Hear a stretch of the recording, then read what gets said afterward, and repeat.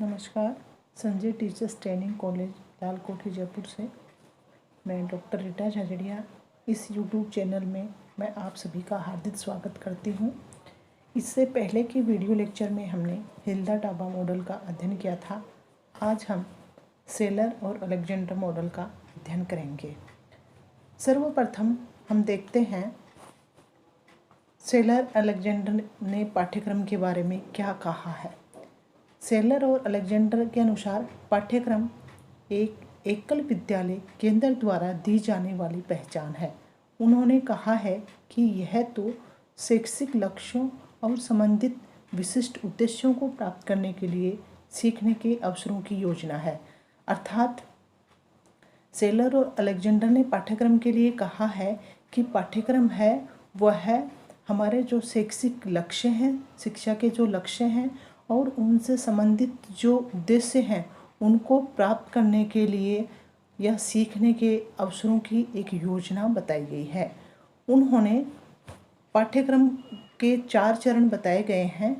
वो 4 चरण इस प्रकार हैं। सबसे पहले उन्होंने बताया है उद्देश्य, दूसरा चरण बताया है पाठ्यक्रम डिजाइनिंग, तीसरा चरण उन्होंने बताया है पाठ्यक्रम क्रियान्वयन और चौथा चरण उन्होंने बताया है मूल्यांकन। सर्वप्रथम हम सबसे पहले चरण की बात करेंगे। सबसे पहला चरण उन्होंने बताया है उद्देश्य, यानी पाठ्यक्रम नियोजक प्रमुख शैक्षिक लक्ष्यों और विशिष्ट उद्देश्यों को निर्दिष्ट करके शुरू करते हैं जिन्हें वे पूरा करना चाहते हैं। इसमें 4 प्रमुख लक्ष्यों पर जोर दिया गया है। वे हैं व्यक्तिगत विकास, मानव संबंध, निरंतर शिक्षा कौशल और विशेषज्ञता। अर्थात उद्देश्य से तात्पर्य यह है कि जब पाठ्यक्रम डिसाइड किया जाता है तो पाठ्यक्रम डिसाइड करने पे सबसे पहले हम पाठ्यक्रम का एक ऑब्जेक्ट बनाएंगे, एक उद्देश्य बनाएंगे। उस उद्देश्य, हम कोई भी कार्य करते हैं तो सर्वप्रथम उस कार्य को करने के से पूर्व हम हमारी एक उद्देश्य हैं, उन उद्देश्यों को निर्धारित करते हैं।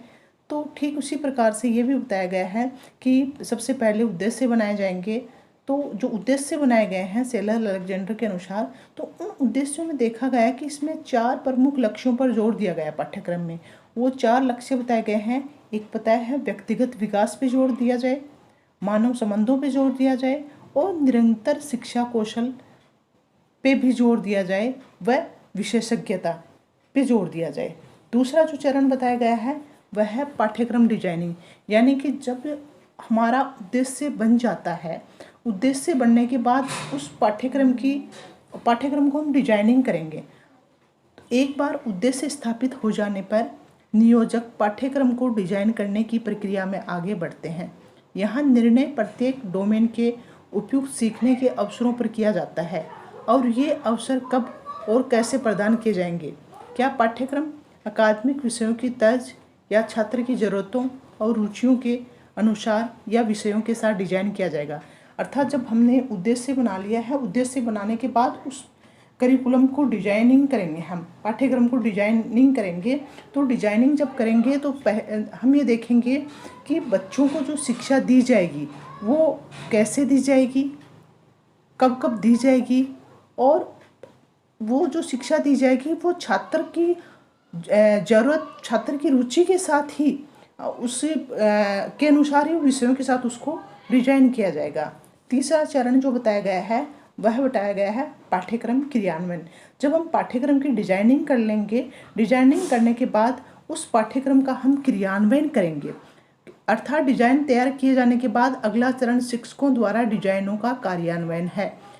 पाठ्यक्रम योजना के डिजाइन के आधार पर शिक्षक शिक्षण उद्देश्यों को निर्दिष्ट करेंगे और फिर कक्षा में छात्रों के बीच वांछित शिक्षण परिणामों को प्राप्त करने के लिए प्रासंगिक शिक्षण विधियों और रणनीतियों का चयन करेंगे।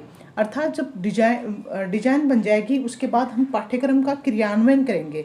तो क्रियान्वयन करेंगे तो शिक्षक कक्षा में जाएगा तो कक्षा में वह छात्रों के बीच वांछित जो शिक्षण परिणाम हैं उनको प्राप्त करने के लिए कौन से मेथड से पढ़ाएगा, कौन सी रणनीतियाँ हैं उनका चयन करेगा। ये सभी चीज़ें हैं वो पाठ्यक्रम क्रियान्वयन में आ जाती हैं।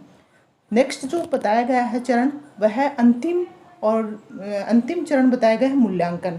यानी कि जब हम उस पाठ्यक्रम को वो पाठ्यक्रम है उसकी क्रियान्वयन कर देंगे, उसके बाद अंतिम चरण में हम उसका मूल्यांकन करेंगे। यानी कि पाठ्यक्रम योजनाकार और शिक्षक मूल्यांकन में शामिल है।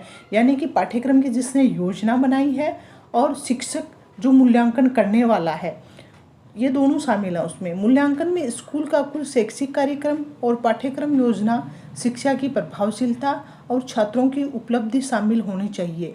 मूल्यांकन की प्रक्रिया के माध्यम से पाठ्यक्रम योजनाकार व विकासकर्ता यह निर्धारित कर सकते हैं स्कूल के लक्ष्यों और निर्देश के उद्देश्यों को पूरा किया गया है या नहीं। यानी कि जब वो उद्देश्य बनाए, फिर उसको डिजाइनिंग की, फिर उसका क्रियान्वयन किया, अब लास्ट में देखेंगे कि जो इतने सारे कार्य हमने किए हैं, क्या उसके अकॉर्डिंग जो छात्र है वो उसने उस चीज़ को ग्रहण किया है, यानी उसने छात्र ने उतना क्या अचीव किया है, वो सारी चीज़ें मूल्यांकन में आ जाएंगी। हमारा आज का जो टॉपिक है वो यहीं ख़त्म होता है। नेक्स्ट वीडियो में हम मिलते हैं। Thank you.